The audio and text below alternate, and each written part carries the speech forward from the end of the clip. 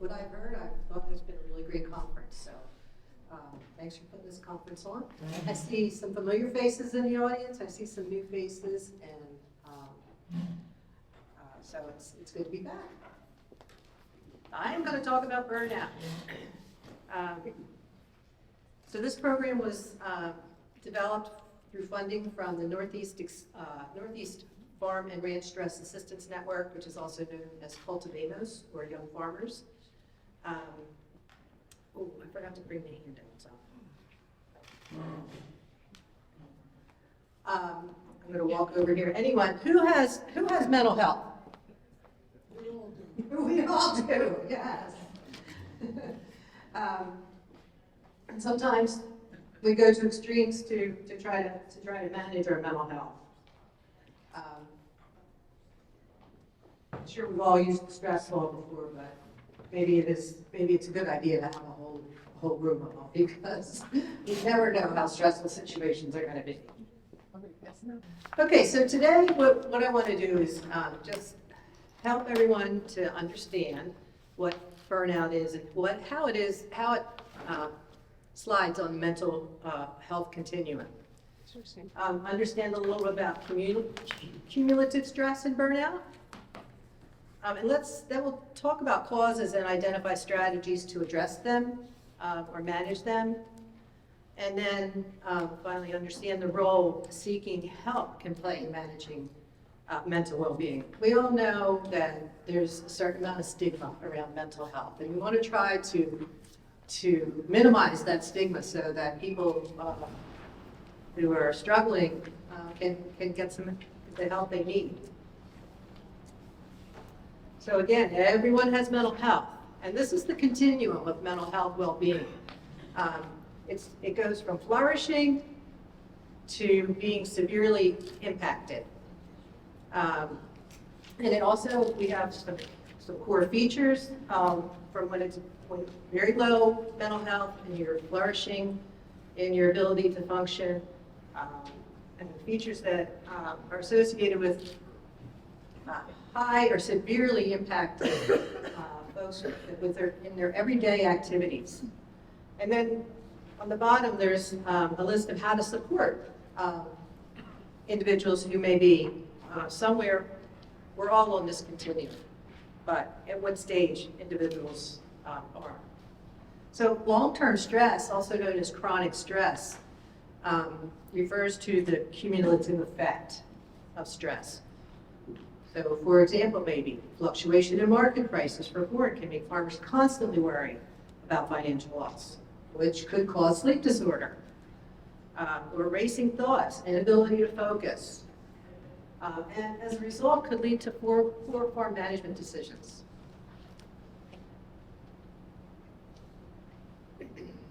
So, according to a 2022 study across North America, Europe, and Australia, it was found out that farmers compared to non-farmers experience higher overall burnout and higher exhaustion, cynicism, and professional efficacy. There are gender differences that indicate women experience higher burnout than their male counterparts. Other factors include farming. Farming is a primary occupation. It can be isolating sometimes. Being a dairy farmer is an added stress, and then just general work stress. No one's immune to burnout. Burnout, I just want to make a clarification, burnout is not depression. And it isn't a simple result of working long hours. It's more like no longer caring, no longer having energy, no longer feeling like efforts matter. And in a sustained situation, it's exhausting and deflating. Well, why do we want to talk about burnout? As a business owner, understanding burnout, that it's a real thing. And we want to help identify some strategies to address burnout.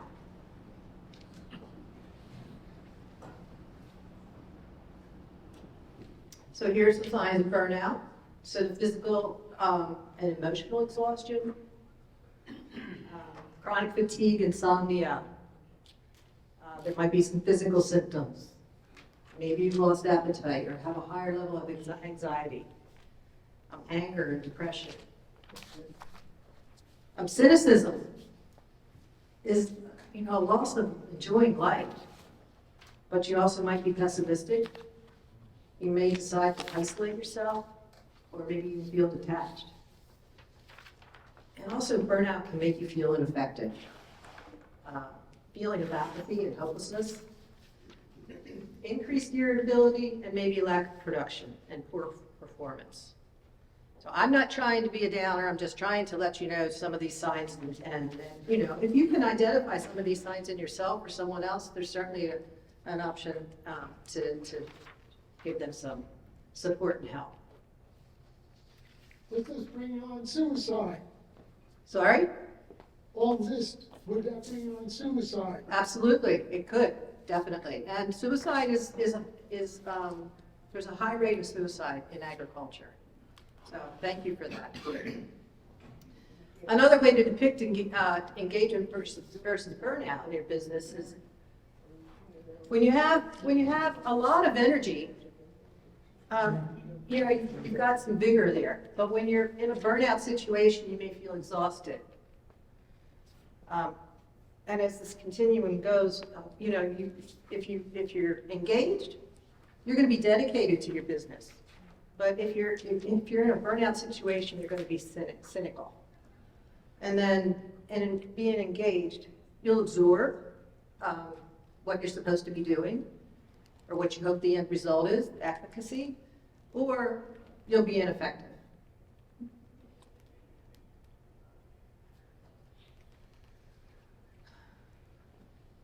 So there are two different, a couple different things. But as an employer wanting to address burnout, there are two aspects of the work environment that can impact it: job demands and job resources. The demands are aspects of the job that can impact the mental and physical well-being of you and your employees. They include things like workload, complexity of the job, dealing with conflicts with others, maybe time pressure, or maybe even just the workplace dynamics. The job resources are the aspects of the work environment that help individuals deal with these demands. Both aspects interplay with each other, and a person's perception of both aspects of this work environment can determine their likelihood of burnout. So I think, managing burnout is important. It's no longer caring, no longer having energy, and no longer feeling like efforts matter. Employees who are burnt out tend to leave their place of employment or exhibit behaviors that can undermine the business.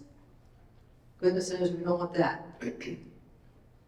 Sole proprietors and small business owners who are burnt out can lose their sense of the values that motivate them. Just freedom, ingenuity, adventure, the love of land and meaning of life and livelihood.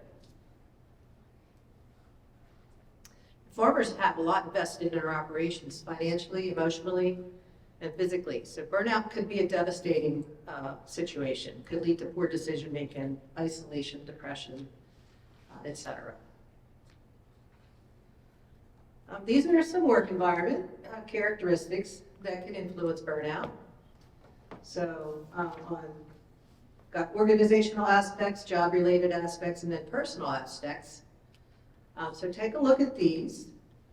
Think about, what goes on in your business. And if you have a family operation, it's really important to talk about these different aspects of the work environment.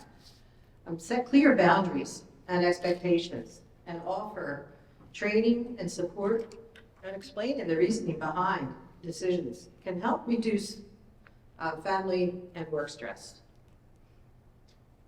So we've got the characteristics and then some of the potential causes. So we're not going to do an activity, but I just want you to think about the signs and symptoms of burnout that you might see in your colleagues, your friends, your clientele. In what context do you see these signs and symptoms in? What are the characteristics of that operation? So just something to think about. You could do an activity like this with your family.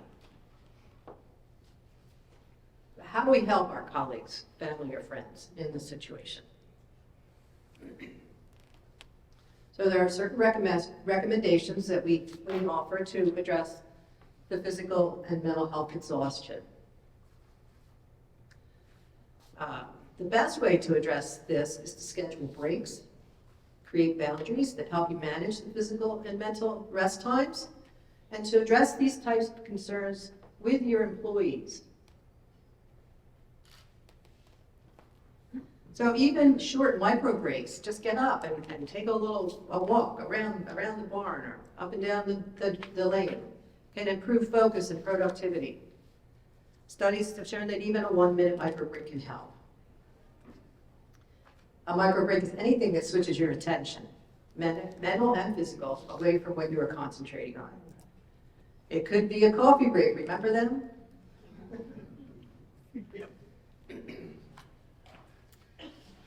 So recommendations about addressing detachment. Detachment that comes with burnout is a consequence of burnout's mental and physical exhaustion. You end up in a classic burnout symptom of depersonalization, and you don't care about anyone or anything. There are several things you can do to address detachment. Engaging in repeatable, specific behavior or routines helps to anchor your awareness. Coffee breaks with others, lunch with a spouse or coworkers are ways that you can mend this. Kindness toward others does so much to keep you connected and creates a space of belonging. So sometimes you just have to smile at someone and it makes a huge difference. But schedule time to interact with people who you care about, to make connectedness a priority. Have fun and create downtime. Could be a workplace or at home fun family activity. Recommendations to address self-efficacy. You celebrate your successes, no matter the size, big or little. Simple gestures work well.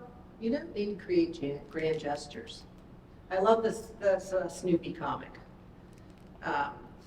Obviously, it's not Lucy sitting there because Lucy would have not liked that one bit. I think that's Peppermint Patty. She's okay with getting a smack on the cheek from Snoopy. So think about what you do to recognize your own accomplishments. What does low self-esteem look like? Fear of taking risks, fear of uncertainty, feelings of failure, impression management. So individuals with low self-efficacy see themselves as unable to be successful. The fear of uncertainty, somebody doesn't want to try without a guarantee of success. And a fear of failure, people may avoid or not try new things due to the risk involved. Impression management is the attempt to control how others might perceive you.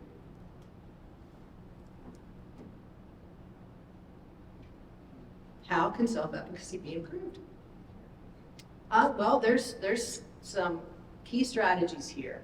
Could develop a skill set that you enjoy, a hobby, something that's not going to create a burden on you, though. So you don't want something that's going to add to it. You can model it for others. Celebrate your successes in front of others. Tell people why you're celebrating your successes. Focus on specifics. To improve self-efficacy, it's best to focus on specifics. If someone gives general feedback, especially if it's negative, people are less likely to make changes. So help people to understand how things can be improved. And then positive reinforcement. I mean, who doesn't like to be told they did a good job, right? Everybody. It just makes you feel so good.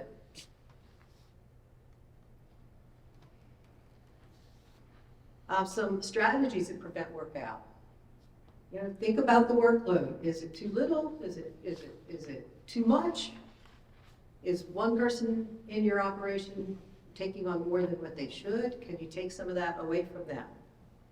Control the perceptions and actual reality regarding control. Community is huge. If you can feel accepted and supported by your community, it makes a world of a difference. Balance your tasks. Take mental breaks, again, just those little micro breaks. As farmers, you're hard workers, so rest your body too. Just take a little time to rest your body. And then make sure that the values that you're expecting also align with the values of your organization, and that the folks in your organization have similar values. But here are some questions that you can use to address burnout. Why are you doing what you're doing? Because you're passionate about agriculture, right? You love getting your hands in the dirt. What does your ideal team and environment look like? So think about these things. Is your environment that you're working in now, is that the ideal one that you expected that you'd be in? Sometimes there's things that just suck the life out of us. So what sucks the life out of you? Anything? And how can you make a change that doesn't happen? Are there things that challenge you or hinder you in your work? Do you have job resources that can help buffer you get some job demands? And then how about your habits or communication management style cause or mitigate burnout? I mean, hopefully you don't have employees that say, oh my God, I gotta go to that farm again today, I can't deal with it, but if you think that's happening, try to get to the bottom of that. Other questions, have you identified the key priorities of your life? Do you have something that you can put in your life that will help balance these? Can you say no to something? Are you the one person that always says, no, that's okay, I can do it. No, don't worry, I got this. Maybe you can say no to something. And do you celebrate success, the little things? What would you do if you knew someone who's strong and a good leader, and you noticed that they were struggling with stress? What could you do to help them?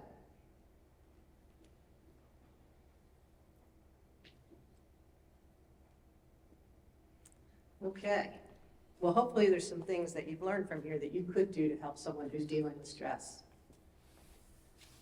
So when we talk about dealing with stress, we also have to think about self-care. Okay, so it's not self-indulgence. Self-care is not self-indulgence. It's taking care of yourself. And it's never too late, it's just never too late to address your own burnout. So think about if you lose some muscle. What do you do? If you maybe you've hurt your ribs and you're not getting up and down every day the way you used to. So when your ribs heal, your muscles have weakened. So what do? Right?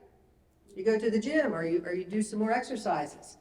So don't give up on your self-efficacy, your self-indulgence, and trying to make it better. You've got to build yourself back up.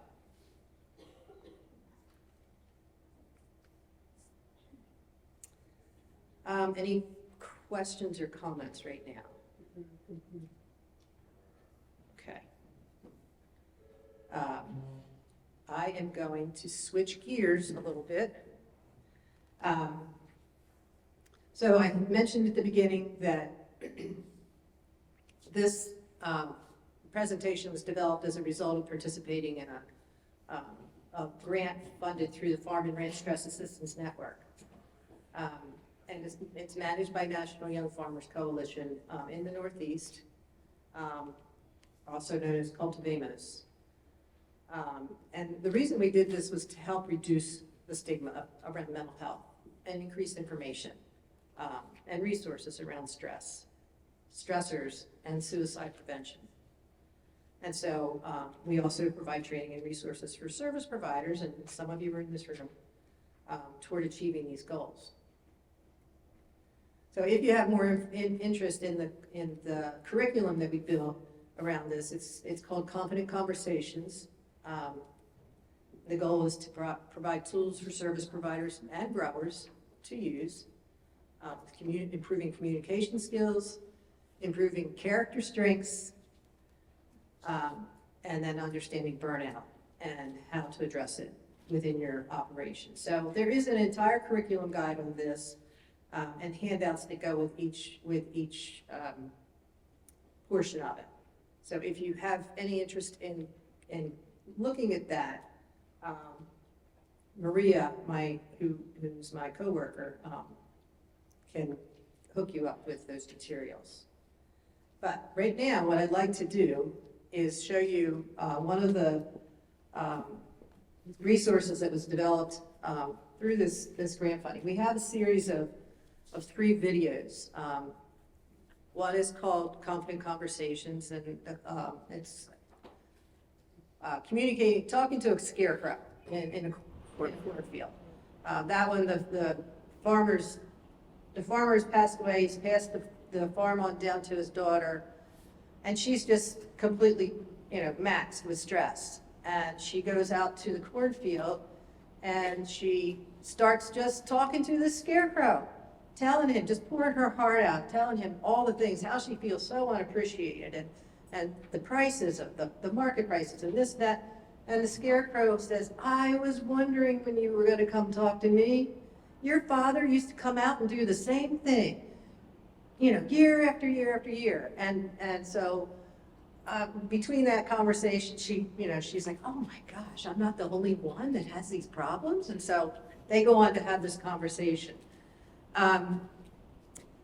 There's another video that is called Super Farmer of Hope.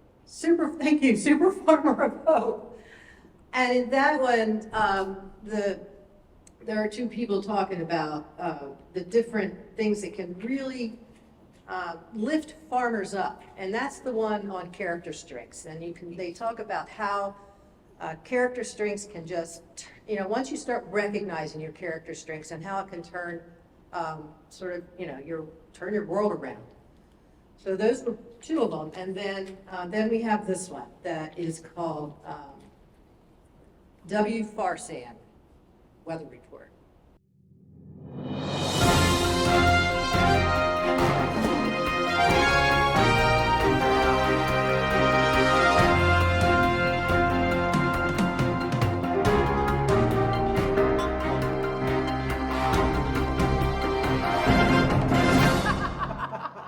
Because, Vern, I need coffee, or the intern. Oh, we're on. Thanks, Vern. Caffeine, am I right? Welcome to the W. Farsan Weather Report, brought to you by Keep It Quiet Poultry Farms. Why talk when you can brood? Get it, Vern? Brood. I am weatherwoman Nadine Isaacson.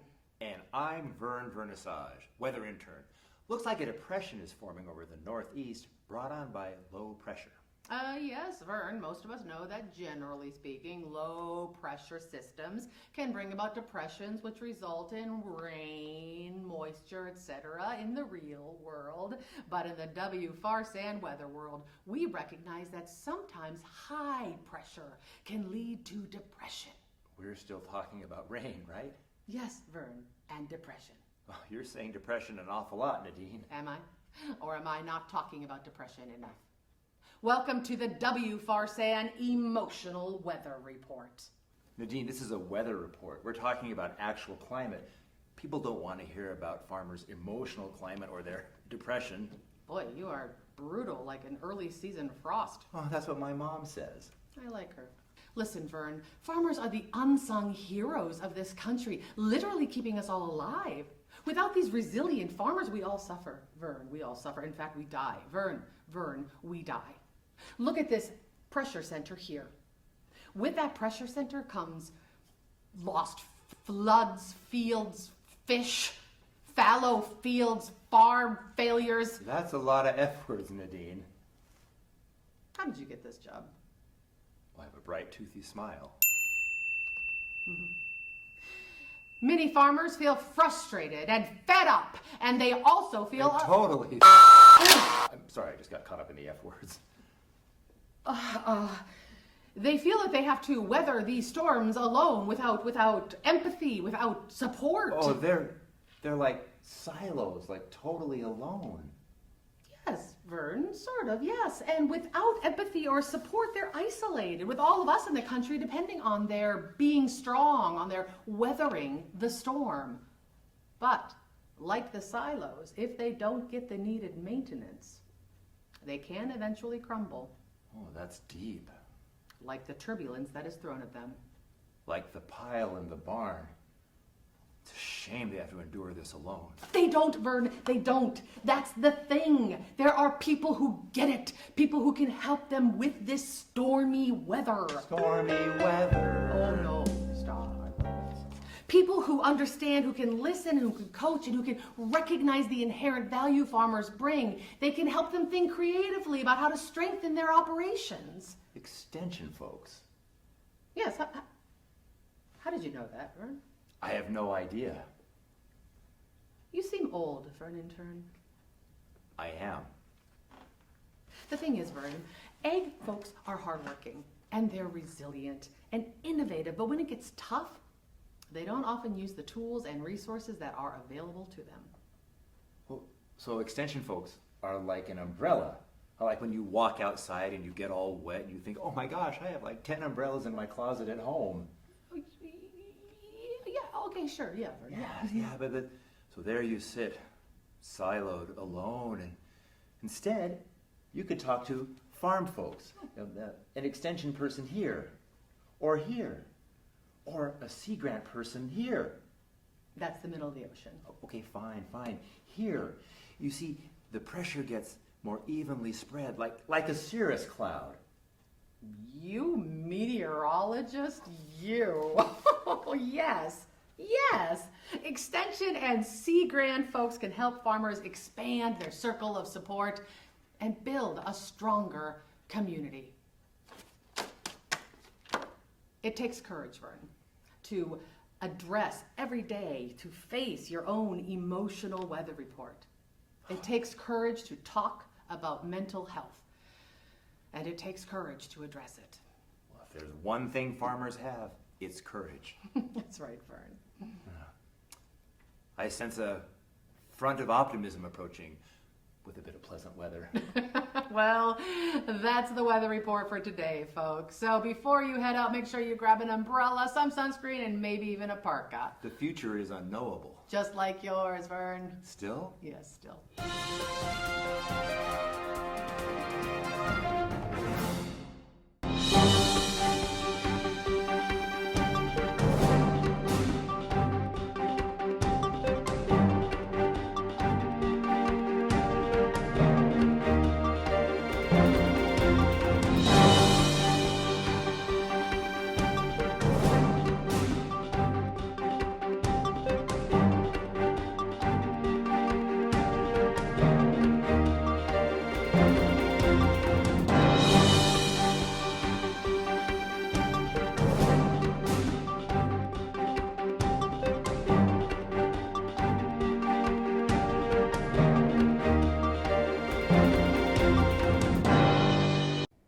So where do you get help with concerns and stressors on these topics?